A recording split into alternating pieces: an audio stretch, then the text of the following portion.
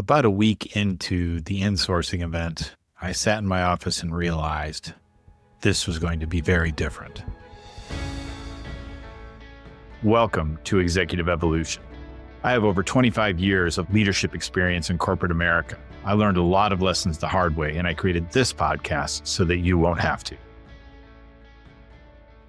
A long time ago in my career, I really didn't change jobs for 20 years, but kept getting outsourced and insourced and various and sundry things that happened to the business. And at one point, we went from being part of a company that had really high margins and treated salespeople like gods. And we were largely a sales organization. And we got moved into a very large national bank that had a very tight focus on margin and returns and performance. And it was a very different culture that we moved into. Unfortunately, and it's another long story, things took forever to happen and then all happened very fast. And while a lot of work went into getting us insourced, that transition to a very different kind of firm didn't happen. And it was really a stressful situation. A lot of my time was spent managing expectations, calming people down, watching people leave because it was just not what they thought it was going to be. And today, in my interview with Brook Gratia of Edgewater Accounting, she talks about what it's been like throughout her leadership journey, but particularly about buying firms and integrating them into her firm and the lessons she's learned from that. So let's jump in and listen to Brook's story of her executive evolution. Brook, welcome to Executive Evolution. I'm so excited to have you here today. Thank you for having me. I'm excited to chat with you. Absolutely. I think you may be my first accountant. And you're doing this at the beginning of tax season. So thank you so much for jumping in. Yeah, no problem. I'm excited. All right. Well, we always like to kick off, Brook, with the lightning round. Are you ready to go? I'm sure. Yep. All right. See what crazy answers I come up with. I can't wait. So question number one. Okay. What is the best leadership book you have ever read? I'm not sure if it's a leadership book, but it probably is. It's Keith Cunningham's The Road Less Stupid, where basically he talks about running a business and that what you need to do is basically shut up and start thinking. So you ask yourself a question, and he goes through this whole thing of like, sit down and think and like answer, like you create bullets down there and you answer your question and you just keep going. You give yourself 15 minutes and you just keep answering, and then you reflect. And I think maybe this is just me as a business owner. I'm sure it fuddled into leadership side as we get moving so fast all the time. And we don't slow down, and we're just like, okay, next problem, next issue. And to figure out what is really driving us, what's really causing different things to do. And that sometimes you just need to stop and think and reflect and then take action. And it's kind of the road less stupid. So, you don't get caught in that side of things. I have really loved it. I've also been pinging in Ryan Holiday. He's talked about stillness is key. Again, it comes back to, okay, just make yourself still, breathe, reflect, and come back to what your problems are or your successes are or whatever piece it is. It's all in slowing down and being probably intentional. So those have been my newest. They're probably my current loves. I really looked back through my library. I'd probably be like, oh, these are good too. But yeah, they're probably my current driving hubs. It's a really good thing because a lot of the business owners I talk to and work with, that's the one thing they never make time for. They never make time for contemplation, thinking about the business, thinking 6 months down the road because they're so busy putting out this fire and dealing with this issue. And it's like at a certain point, the business just starts to overwhelm you. And especially if you haven't built good structures around it so people can do some of that stuff for you. So when do you find is like the best time for you to do that, sit down and contemplate? In the morning for me. Yeah. Maybe it's because I have kids, and if I can get out the door before they like annoy me and wake up, and if I can get in the office before my staff comes in, I can kind of sit down and reflect and be in that moment. Or I take an afternoon and I go get a coffee at a coffee shop and I just have a moment to myself. But I have to intentionally turn off things, which is why it's sometimes best in the morning because I haven't turned anything on to have them distract me. I can just do those spaces. Yeah. Once the input starts to flow, it's really hard to stop it in a given day. So Good deal. All right. Question number 2. Who is your leadership crush? I get back to political spaces of things, which aren't really leadership side of things, but I've always been impressed with Barack Obama and the calmness that I was perceived and the wisdom with which he would answer. And you had to pull that many people together under what felt like a unifying space, but I don't know if I would necessarily call a political leader my crush. What's interesting is I probably could look back on my own personal life and say I've had actually in my father and some of those like childhood leaders, some really good demonstration of what it means to reflect and to connect with people and to watch them operate in grace, even as people are coming at you a lot. I would not say there's a crush on my dad by any means, but if I'm talking about, I'm inspired by and watch through that aspect of things. I think I've learned a lot from my own father and watching how he has navigated some stuff. And I think I learned a lot from, I sit with a lot of other business leaders too, and I listen to their stories of what goes well and what doesn't go well. And I pick and choose from various different pieces of what people say to go, okay, these are good components, or I hear stories that come in. So my other half will talk about her bosses and mentors and various different things. I'm like, oh, they're all really brilliant stuff. I don't know if I have any one person. I'll kudos you. Like, I remember sitting down with you when we were going through coaching sessions and just being like, hey, okay, that's a good perspective, like helping me reflect on it. I don't know if I have any one leadership person. I think it's just a compilation of all the impacts in life that have come together. And I know that's totally not what you want to hear. But no one person blows me away because I think I can see their screw-ups and their successes in the middle of it. They often are very generous and very caring. The leaders that they're humble too, that I tend to resonate with. Not that I am generous or humble or attain to a whole lot of all of that stuff, but they're the ones I'm like, wow, you're really cool. You're inspiring. But what I hear is, right, it may not be one person, but there's a lot of people and you're observing and you're pulling the tidbits that really resonate with you to say, I want some of that. I want some of that. I want some of that. Yeah, I like that. It's all the little pieces that come together. And I do really bad at remembering people's names and stuff. I'm just like, oh, there's this story. Like, okay, yeah. And like, who was that person? And stuff. Yeah. I think we were literally talking about George Clooney the other day and I couldn't remember his name. That was with you. And I'm like, okay, name. But I get the feelings and the memories of what people teach me through that. Just make up some mythical person for all the stuff you can't pull back like Kramer. It'll all be your own Bob Sacamano. You just go, oh, yeah, this guy I know. Just create this mythical leader that is the source of all your wisdom and inspiration. Yeah. And people go, I've got to meet this person. That is true. I'm totally going to start doing that. I love it. Just pick a great name, something distinctive so everybody remembers. Is that a great leadership tactic to make up a person in your life? Probably not, but it's better than going, God, I can't think of that person's name. And then you forget the point you were trying to make anyway, which would be how I'd handle it. I'd be so obsessed trying to remember the name. I'd say, and now I can't remember what the heck it was that they did that was so great. So just watch that space. All right. So given this kind of smorgasbord of leadership influence you have, and some of the things you just said there about leaders that you admire or leadership characteristics you admire, how would you define leadership in 10 words or less? I think a good leader is someone who is helping others become the best of themselves. Probably left it right there and might have been at 10 words. I think that my job in the roles I have, whether it's leading my family and my children, whether it's leading my work and my coworkers, is to see the people in front of me and help them become the best that they can be. And sometimes that's not within the organization that I'm working at. We all are impacted by multiple different things, whether it's outside influences, trauma that we've grown up with, all of the different components that make us who we are, that some environments are not the best. I may not help someone the best, but my job is to try to come in and go, how do I give you the tools? How do I help you process through whatever emotional pieces you have? How do I inspire? How do I cool through and help you become the best you need to be in this situation?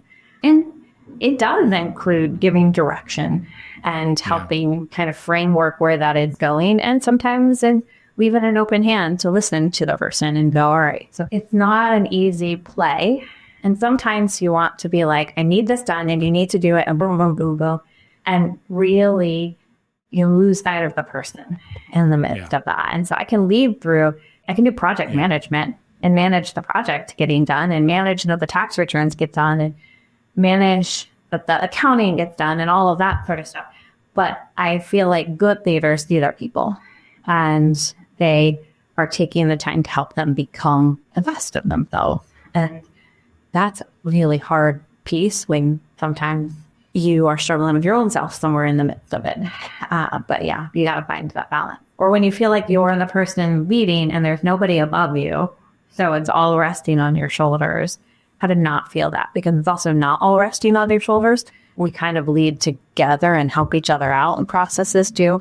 No, I think it's great. It's, so much of what we do, and I don't think we always think about it this way, is just helping our people develop, because ultimately it helps our business too, right? If we can help them see what they can do or see their own potential or how to get through it.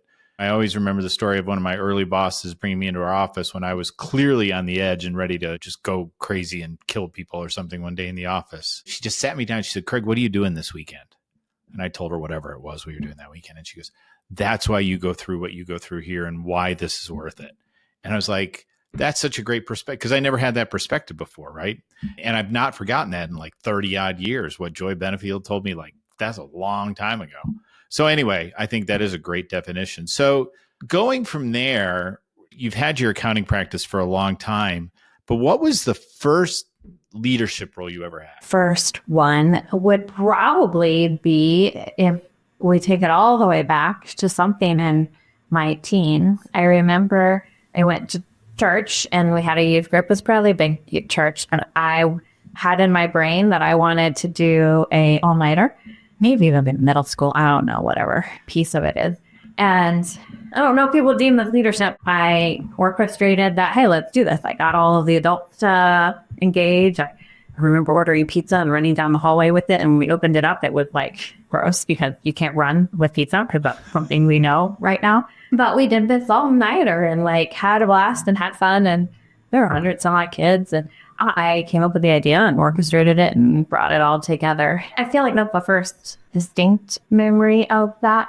And then there's just life pieces from that point. And I don't ever really remember, I'm sure there were moments where I got in like, hey, let's apply for a position like student leader or something along those lines and fight for stuff. That fighting for a position was never something I remember or think I did much of. If I did, it was always intimidating to have other people's opinions of me. So I didn't really want that. So let's just not go somewhere where you could tell me what you think of me. But I would just step into, if something didn't get done, I would just do it. And so when I finally graduated from college and got a job at a bigger accounting firm, I was like a receptionist, like an administrative assistant person. And I just kept saying yes to as many opportunities as would come and filling in where everybody else didn't, and slowly moved it where next thing I know, I'm ultimately in charge of preparing the Army's financial statement. No one would ever say that, but like in the defense finance world, which is what we were consulting with, I'm in charge of all of that. And a bunch of people, I'm doing all of this because I'm willing to say yes and stepping into things. And it was not a conscious thought of let me be a good leader. Let me do I just feel like I worked hard and cared about people. I treated people with respect. I'm sure I dropped on my face in some places, but I feel like it wasn't this, hey, pat me on the back sort of thing. It was just a stepping into opportunities. And then somewhere along the line, I decided, hey, let me start my own business, which is a whole different ballgame of leadership, because not only are you trying to talk people into being willing to bet on you, not just an organization, but bet on you and help them flourish and then market for them and do all of those things. And so it's not just even leadership, it's business side of things. So you're trying to pull in all of those pieces. You just keep stepping into each one of those pieces. You probably say it started when I was a little kid bossing around my brothers.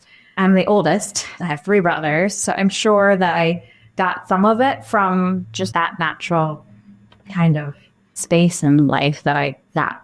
It's interesting to me, though, because when you talk about it, right, it was a lot of, I can't remember, it was some movie my kids watched when they were little, and it was robots or something. He was like, see a need, fill a need.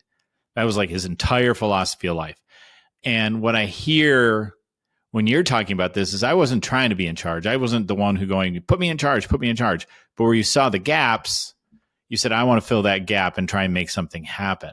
But that shifts then when you launch a practice, because now you're the president, CEO, founder, whatever you want to call it, you're the boss. So now you actually have this crown placed upon your head, and worse, you placed it upon your own head. So what was that transition like when you suddenly looked around and go, all right, well, now I got to tell these 3 people what to do. And by the way, if I don't do my job well, I'll lose these 3 people. So how did that transition go as you started to build your business? I think it's the slow transition. I remember when I started my business, it was just me and I'm working for my house. And there came a moment where I'm like, okay, I should have an office. And like the big goal step of like, okay, I got to rent an office space. And then I got there and I'm like, okay, if I want some more work, I don't want to do all of these little bookkeeping things. I need to hire someone. And so I hired someone. It was a lot of learning because I didn't hire the right people to start with. I'm also a person who, when I talk to you, I think the absolute best of you.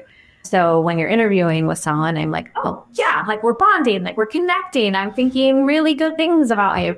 And then I get in and work with you and it didn't work out the way it needed to. It's simple conversations, but yet some hard conversations. I've had to have conversations with staff about hygiene, and you can't come in wearing that coarse, smelling like this. Like, how do we help you with some of those things? And those are not conversations I anticipated having. And so it takes, again, a lot of sitting back and reflecting and going, what part of this is me? What part of this is someone else? And giving a lot of chances. And I'm probably an HR nightmare for anybody who's a true HR person, because I don't know how to like filter through things. I process a lot of stuff out loud. But in the end of the day, I don't know if I sat back, like right now I have 20 people who work for me. I would have never thought that when I started my organization. Like, I don't even know where the heck I was taking it. I was just starting something. Yeah. And then the next thing I know, I have all of these people. And it's hard sometimes because when someone quit, it feels personal. Hey, you quit because I'm not someone you enjoy working with. I'm not enough. But that's often not the way it is. Yeah. It's different than that. So trying to separate yourself from your identity, from how people respond to you as a leader, and being able to engage well in a caring manner and be human. And you're supposed to lead by example. And sometimes the example in a moment is my brain is fried. I have nothing left. Like, what do I bring to this table? But you have to like breathe and go, okay, if I come to the table drained, they're all freaking out. Where the heck is the business going? Like my job, right. Like are we all tanking? So, you have to find that internal motivation, even when you're sometimes empty.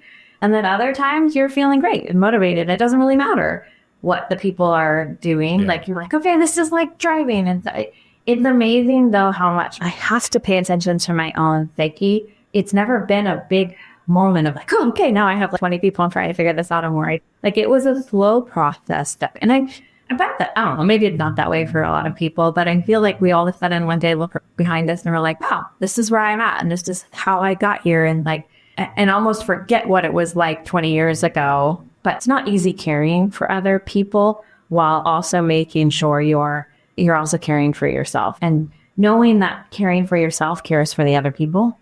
And when you're in a service industry space, and I'm not just doing a product thing, not only do I have clients, there are staff that you're leading through. You're trying to lead clients through concepts and different things. And there's a lot of people there with a lot of different opinions, which is why I could never be a politician, because there's a really lot of people with lots of different opinions.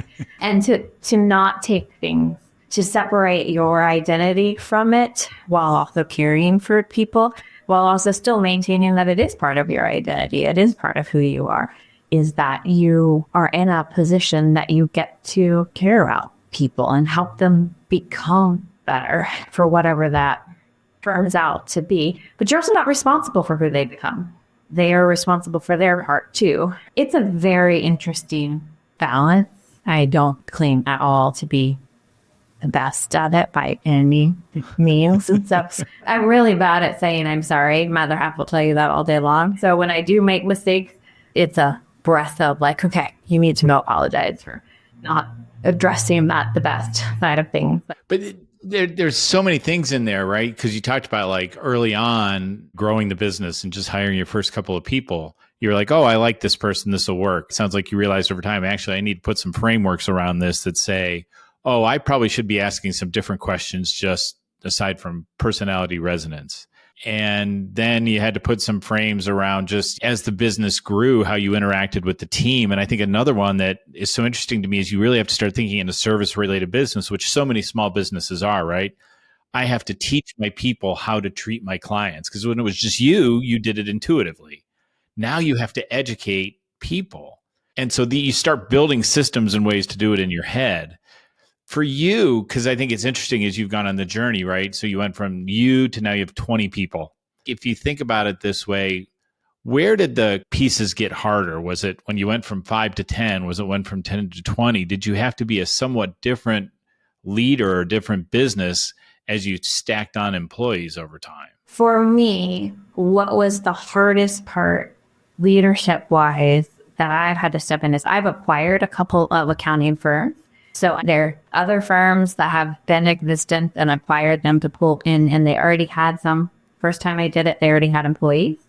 The second time, they were like owned by owners and pulling them in.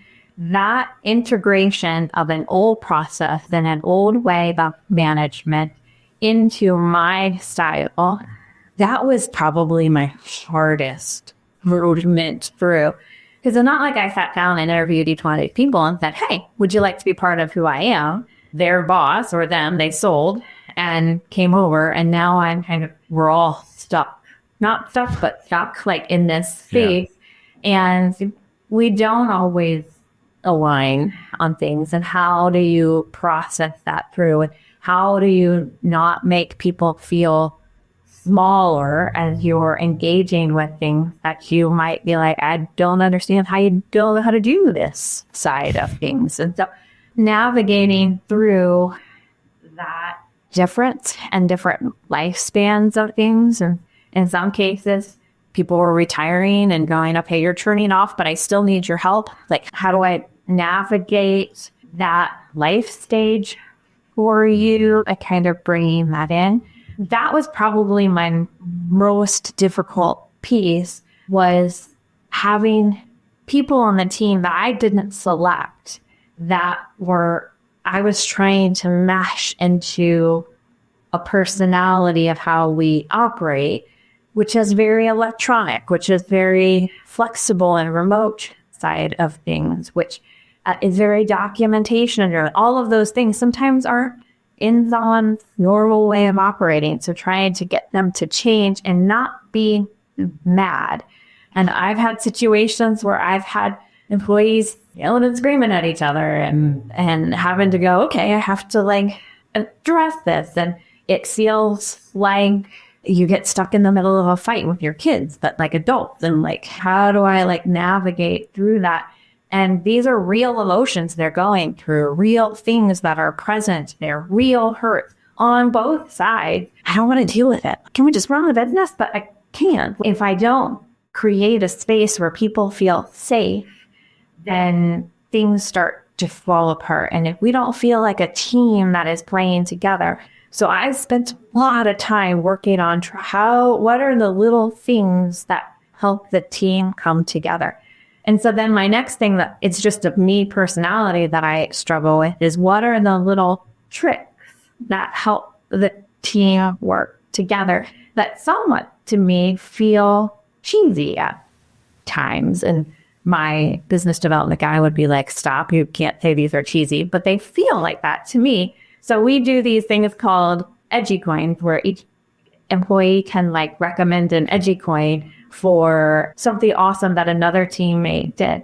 And when I first put that in place, because someone suggested it, I'm like, okay, these feel constantly. Like, come on. But after a bit, it's been amazing watching, trying to cultivate these things that allow people space to say thank you. And in a public kind of forum within our team, which then encourages the team to like want to step into some stuff. But me trying to figure out the psyche of team development and how teams work and what things work in that space, I have to ask a lot of questions of a lot of people because I don't know how to think like a team think person. Like I just blaze ahead and do whatever I'm going to do. But I have to slow down and go, all right, where's my team at? How do I encourage them and get them all working together when they operate very different? Some of them are very like process, like boom, boom, boom, boom. And others of them are a little bit more visionary and like strategic and like those sort of conversations. And some of them are introverts and some of them are extroverts. And like, how do you like balance all of those pieces? Some like to work in the office, some like to work at home. Like, it's just not easy. Maybe that's my big thing with leadership. It's just not easy. Well, we can do hard things, but I think that has been my hardest aspect of biggest change is what stopped being me interviewing and meeting with one person to me all of a sudden grandfathered in with people and trying to get them to play as a team. And none of them are mean, but I don't want to play like the rest of us play. And how do you help and respect and value people when you are on two different pages for how things sometimes? Yeah. And it sounds like as your business evolved, you kind of locked down practices. This is the way we do business and this is how we do it. And then as you brought all these companies in, then it's like, okay, I appreciate that's how you did it, but this is how we do it. And then you have to get them acculturated and get them to buy in and grow them into your business. And it's so funny because when we're not in leadership, we're like, well, God, if I was doing this, we'd have it together and da da da da. And then you're actually sitting in the chair and you're like, oh, wow, there's actually 8 million things I didn't realize that I have to worry about sitting here. So given that, if we could put you in a time machine, you can pick whatever time machine you like to play in. You can do a DeLorean, you can do the old H.G. Wells time machine, however you like to travel through time. Go back to Brook, what did you say, 20 years ago when you launched this practice. What's the one piece of advice you would give yourself that would have made it easier, kept you more calm, made you more successful? I don't know if I could have afforded it, but my biggest thing I probably would have told myself is to get out of the weeds of the work and stay in the management of things. I tend to, something doesn't work, I get in and I fix it personally. Like if we're overwhelmed at things, I'm managing client expectations. So then I would be spending more time focusing on developing people and evaluating them. And I tend to do a lot of, all right, I figured it out. I just was handed stuff and said, figure it out. So like, that's how my dad taught me. Like, that's what I do to other people. Here's the stuff, figure it out. At some level, it's nice. But once you get to a certain size, you can't just be like, here, figure it out. So creating really tight processes and then making sure that I've mentored people through those and empowered them through it and really sat down with them to make them feel like rock stars in it. That I valued more time spending on my people than on doing the work. And then also making sure I was crazy tight on hiring the right people. I've hired multiple wrong people and then spent massive amount of time like cleaning up, and it's cost me tons of stuff.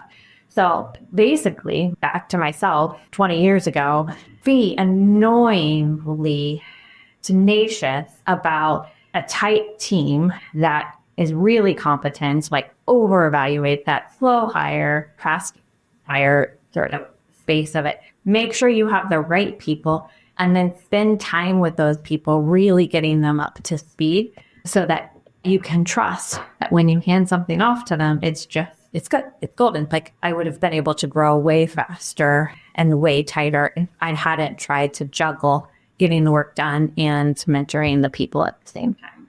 Understand my own bandwidth is a really hard thing. But I like it is just going back, if you could start working on the business sooner, getting the right people, getting the right processes in place so you can integrate people a lot more quickly. Love it. So Brook, if people want to connect with you, learn more about you, learn more about your firm, where can they go? So we are Edgewater CPA, and you can find us online, Google edgewatercpa.com. Primary offices are located in Carmel, Indiana, but our phone number is 317-386-7021. We got that in there. But you can feel free to go online. We have a contact us. We would love to hear more about you and your stories and what dreams and visions you are going with things and how we can help support that from a financial accounting kind of space. And yeah, that's how you can find us. Great. And how about your podcast? Where can they find that? Oh, yeah. So we have a podcast that we do. It's called The Owner's Odyssey. And we sit down with owners and we just listen to their journey, because I think when you run your own business and you're trying to start something, it can feel very lonely and like, oh my gosh, like, what are we doing? And I want people to go, oh, okay, so this is not, I'm not crazy. Whether it is I did it with my family and now we're trying to figure out how to deal with this, or I just morphed into this, or I am jumping into it. Like, what has been other people's stories? And hopefully it's a little inspiring. Sometimes it gets a little long because people's journeys is not a quick statement. It's a long haul. I love hearing people's journeys and where they're going and their vision. And it's fun to bring that out of them. We talk about it. It's called The Owner's Odyssey. You can find it on all of the podcast things. I don't even know what people say, Apple, all that jazz. And I'd love for you to listen. Beautiful. And that's a lot of the reasons I do this. And so thanks so much for sharing the story of your executive evolution today, Brooke. Appreciate it. No problem. I really appreciated all that Brooke had to say. Clearly, she's put a lot of thought into what it takes to manage a successful small business through change, through growth, through how she leads people, leading by example. And what I was really impressed by was how much self-awareness she's developed over the course of her leadership career. So, as always, I like to break down my key takeaways in the areas of competence, confidence, and calm. So in the area of competence, what I think is so important and something I really work with in my practice to help small business owners grow and build and stabilize their business and reduce the chaos is to build structures that are repeatable in their business. We really want to have structures that help us bring on new employees, that help set expectations, that are repeatable so that we can manage expectations correctly. That's such a crucial part of running your business as it grows. Even from 3 people to 5, you start to really have the need for these things. In the area of confidence, Brooke talks about a lot of the challenges she had early on with her hiring practices. She was hiring the wrong people because she just resonated with them on a personal level. And she has learned over time that she really needs to focus on the kinds of people she needs to get in the door to do the roles that she needs performed on. And so that brings you a layer of confidence. I think the self-awareness that she displayed drives confidence, because now we see, okay, I didn't do that right. Here's how I need to do it differently. That's going to allow me to be more successful. And when you have the confidence in knowing you can learn from your mistakes don't seem so scary anymore, although I still recommend trying to avoid them. And then finally, in the area of calm, Brooke talked about how leadership is really hard. It's one big takeaway she's had from running her own business for 20 years. And the thing that we start to learn is that we're not the only ones doing it. It's one of the reasons why I like to teach a lot of the small business frameworks that I teach in group programs, because I think it's really important for small business owners to realize it is hard, but I'm not alone. Other people are going through the same types of challenges I am every day. And when you realize it's not just you, that does help you to build some calm. As always, remember, you can go from being an accidental leader to the greatest leader of all time. All it takes is developing your confidence, competence, and calm. See you next time on Executive Evolution.